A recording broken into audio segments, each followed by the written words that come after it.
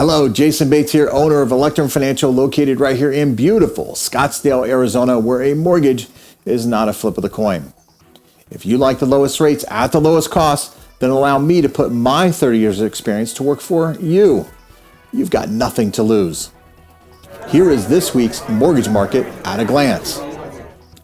Is it the Fed's decision that move rates?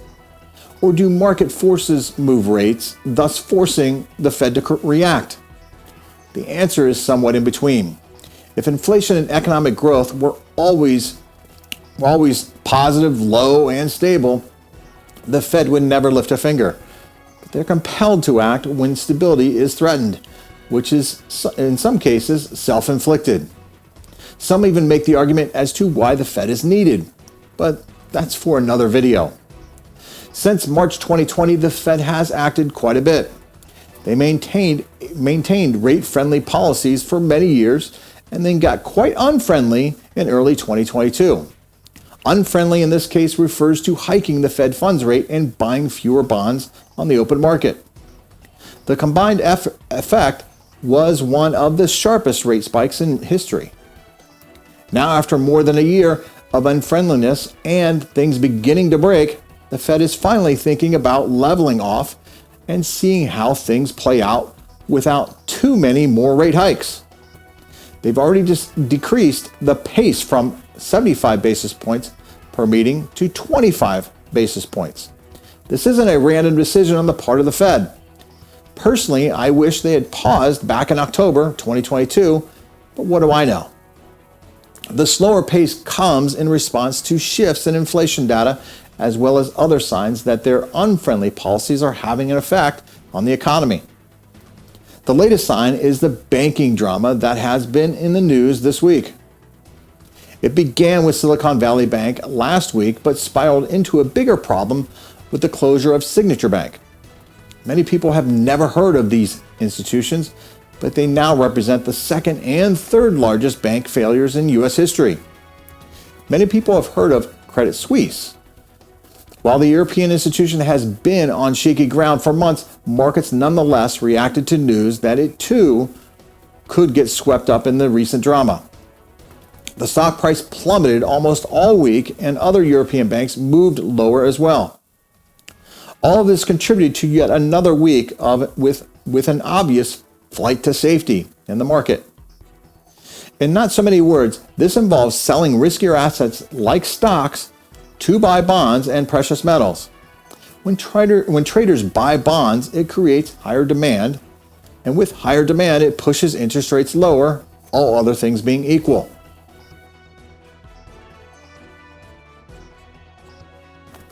Despite the apparent panic in inflation in the financial markets, the Fed will almost certainly continue to hike rates when it meets this week.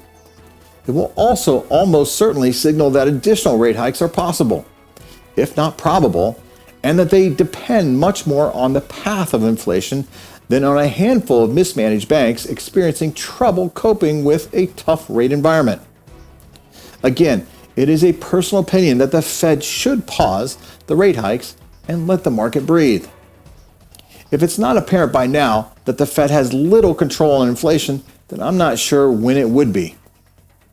Keep in mind that the market is less concerned with how the Fed changes rates at the current meeting, and more interested in how the rate outlook evolves for the coming months.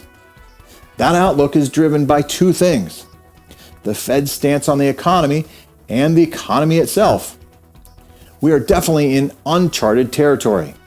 The Fed is on one hand trying to tighten the market, while on the other hand pouring liquidity into the market. But don't call it a bailout. By maintaining a tough stance on rates, the Fed makes it harder for the economy to experience strong growth, not to mention the restrictive policies on energy. It also means inflation will have a harder time experiencing a resurgence. That adds up to downward pressure on rates in the longer term. As for the current week, the drop in rates was driven not only by the flight to safety, but also by the expectations that the Fed will be able to start cutting rates by the end of the year. This can be seen on the following chart with the September's Fed funds rate expectations falling below March.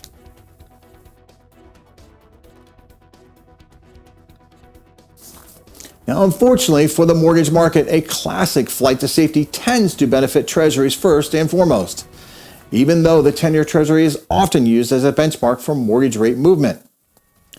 Mortgages definitely improved, just not as noticeably as treasuries.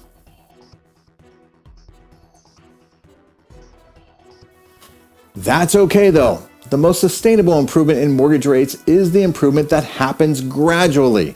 Hashtag slow and steady. The housing market is already responding to the apparent ceiling in rates seen in the previous chart. Ever since the highs in late 2022, housing metrics have slowly come off their lower levels, as seen in the latest construction and builder confidence data released this week. Existing and new home sales will both be released this week for the month of February. But when it comes to the market movement and the impact on rates, all eyes will be on Wednesday afternoon's Fed events. Because it's not just the Fed rate hike that happens on Wednesday. They'll also have quite a few updates to the verbiage of the policy announcement. Those words will help frame the policy path going forward. And markets will get even more clarity and insight from the updated forecast for future rate hikes or cuts. Those forecasts will likely be at odds with the market expectations, and it will be interesting to see how the market reacts when confronted with that reality. Last but not least, every Fed day concludes with a press conference from the Fed chair. This one will be one of the most important and informative in recent memory, as Powell will be forced to choose between policy goals and calming a potentially panicked market. So there you have this week's mortgage market at a glance. If you'd like to know more, reach out to me. I'd like to meet you.